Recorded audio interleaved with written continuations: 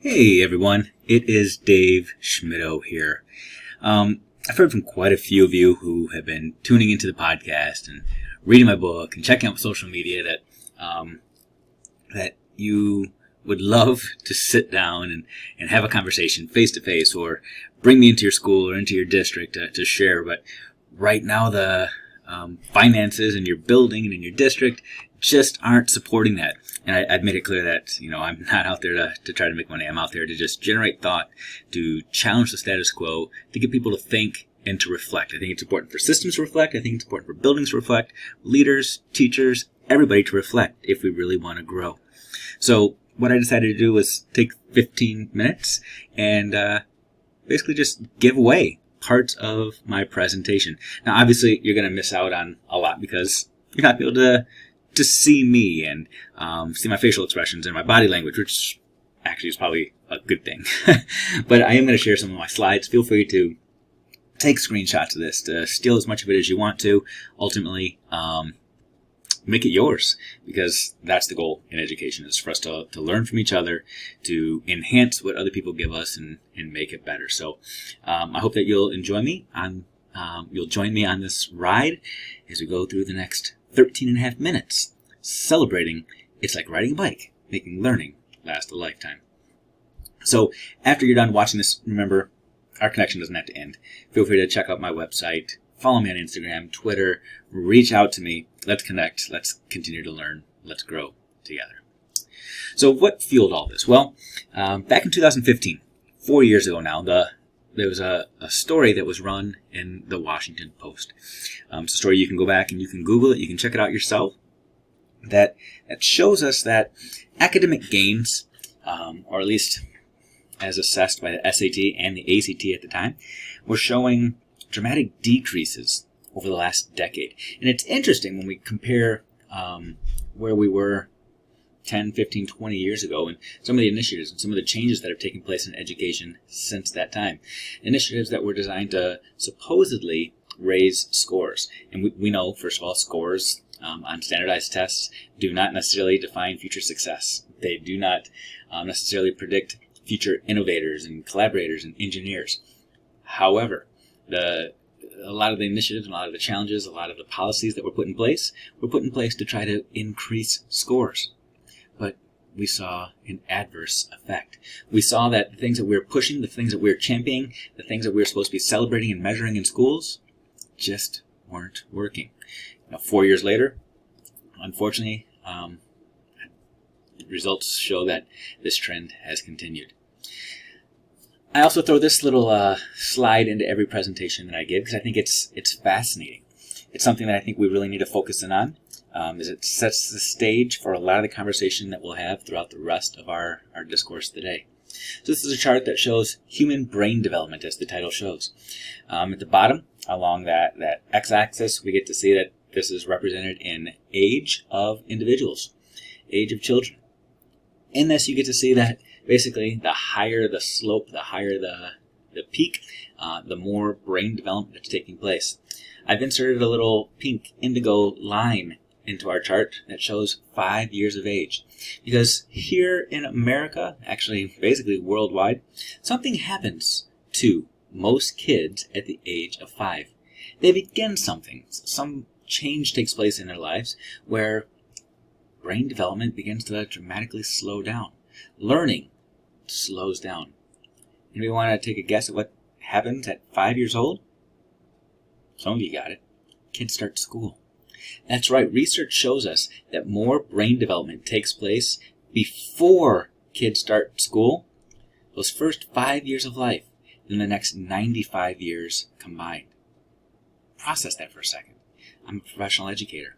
I am trained to help brains develop. And yet, once kids start coming to me, coming to my schools, coming to my systems, they're not learning as much as they did before they came to our schools. Interesting. So, that's all setting the groundwork. Let me talk to you a little bit about who I am, and then we'll just jump right into this. So first of all, who am I? What are some things you need to know about me? Well, I'm a father of 4 amazing kids. My kids teach me a lot about what it means to teach and learn and grow. I use their stories and I use them in my presentations a lot. I am a runner. I run a lot. Right now I'm averaging between 40 and 50 miles a week. I run marathons. I use it for stress relief. I use it for health benefits. I explain that to you because it also comes into play in some of our conversation. I'm a former middle school teacher, former assistant principal. Now I serve as a curriculum director. I'm also an adjunct professor. I'm also a writer and a speaker. So that's me in a nutshell. Hopefully you'll continue to chart along and continue to learn and grow with me. So one of the things that I have been challenged on recently is some people call me the anti-reader. They say that Dave Schmittou is against reading. That's interesting. I wrote a book that people are required to read if I want to try to make any money off of it. But I've been recently giving away that book for free through an audio podcast. And what's fascinating to me is I've actually had more people listen to my free audio podcast than I've had actually purchase the written version of the book, which tells me a whole lot. It tells me that our world is evolving, number one.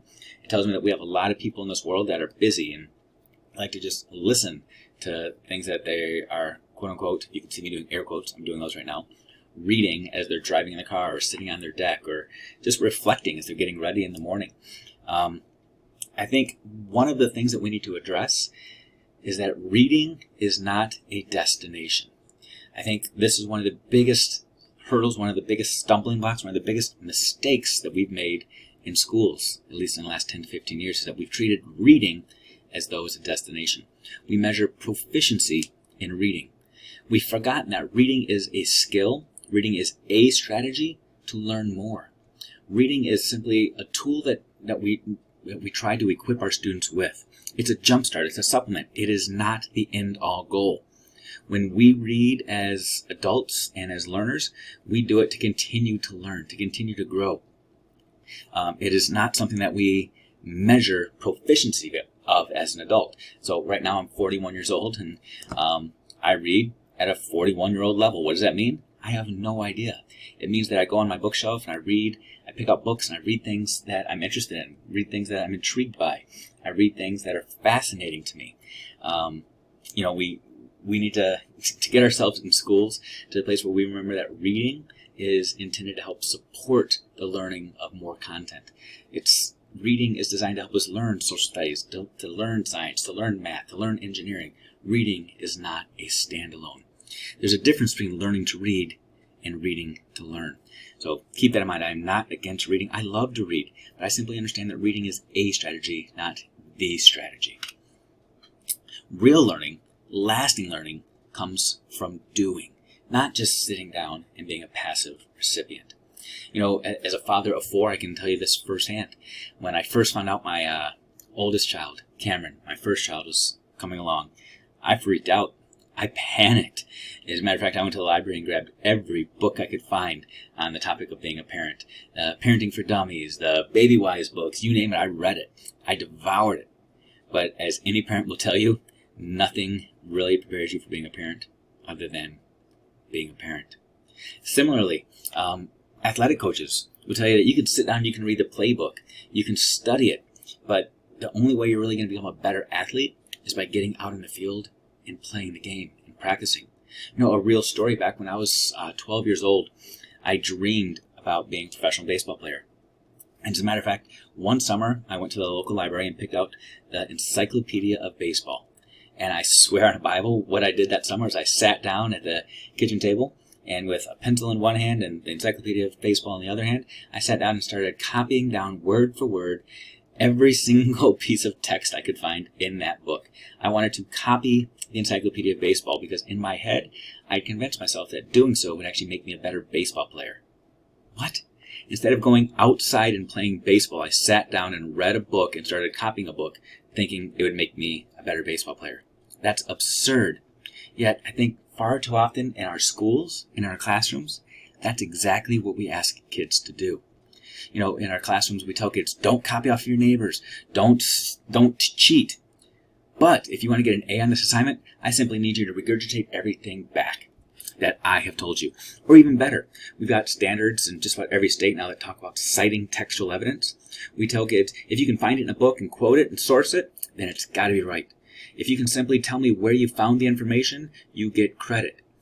We've got to stop getting our students to the point where we're saying simply copy, simply regurgitate, simply steal ideas from others and equating that to real learning, because it's not.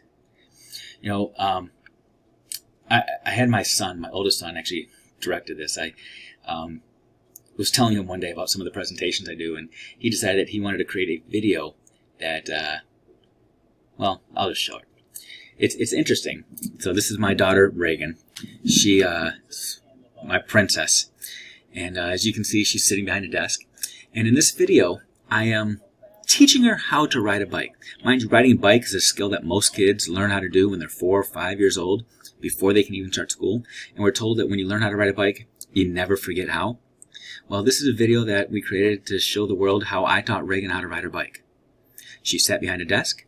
I sat in front of her. And I simply told her all of the parts and said, memorize this, and you're going to be able to go out there and ride. Now, we know that that's not true. That's not how kids actually learn how to ride a bike.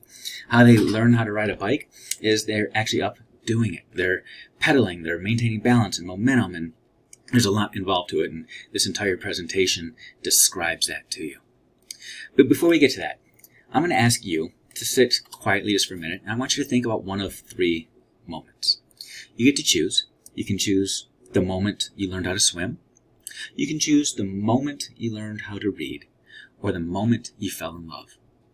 And if I asked you to take any one of those 3 moments and find somebody else and describe that moment to them, and I told you have 1 minute to share that moment, to describe that moment in detail, could you do it? Well, I'm going to sit quietly for a second and see what you can think about. What's interesting is that I actually do this part of the presentation wherever I go. And after a minute, I ask people to be quiet and switch partners, and then give them another minute, and then so on and so forth. At the end of that minute, there are always groups still talking and laughing and sharing, because what they realize is that none of these events, none of these moments, again with the air quotes, are true moments. They're all processes. They're all things that you get better and better and better at. I've had a lot of men tell me, tongue-in-cheek, or maybe even really, that the falling in love is something that they're still doing today, wink, wink, and they want me to make sure that their wives know that they said that. Swimming. I've heard stories ranging from taking swim lessons to being thrown into the deep end, but I'm yet to meet anybody that thinks that they could truly beat Michael Phelps in a swim race, because they haven't quite reached that level yet. Reading is another interesting one. That moment when people identify themselves as a reader. For some, it's when they were able to parrot back or repeat back what their parents might have been saying as they were reading bedtime stories, or maybe it's when they read their first book independently. But to be a proficient reader, the moment you become a reader, what does that look like? Well, again, the realization is learning is a process. It is not a binary got it, don't got it mentality. I hate when cartoons show that proverbial light bulb above a character's head, as though thoughts and lessons learned just magically appear in somebody's head. Learning is not binary. Learning is not a got it, don't got it. It's a process that requires us doing things. We can't be passive. We have to be doing.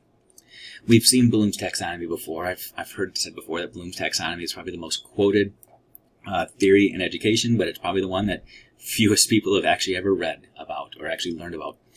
We know Benjamin Bloom created this taxonomy with his team more than 50 years ago, in which he described the depth of student learning and what high order thinking really looks like. We talk about that high order thinking, the creation, the evaluation, and analysis is where lasting learning really happens. If we want kids to remember things, if we as adults want to remember things, we need to be involved in tasks at that high order. But most of the time in our classrooms, we get stuck on remembering and understanding. And I could go on, but I want to pause us right here, because we're down to 15 minutes. We're at the 15-minute mark right now in this presentation, and I promise you it will be 15 minutes or less. So instead, what I'm going to challenge you on is I'm going to challenge you. If you want to learn more, connect with me.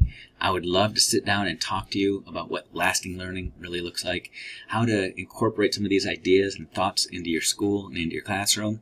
We can connect online. We can connect face-to-face. Just reach out. schmitto.net or david.schmitto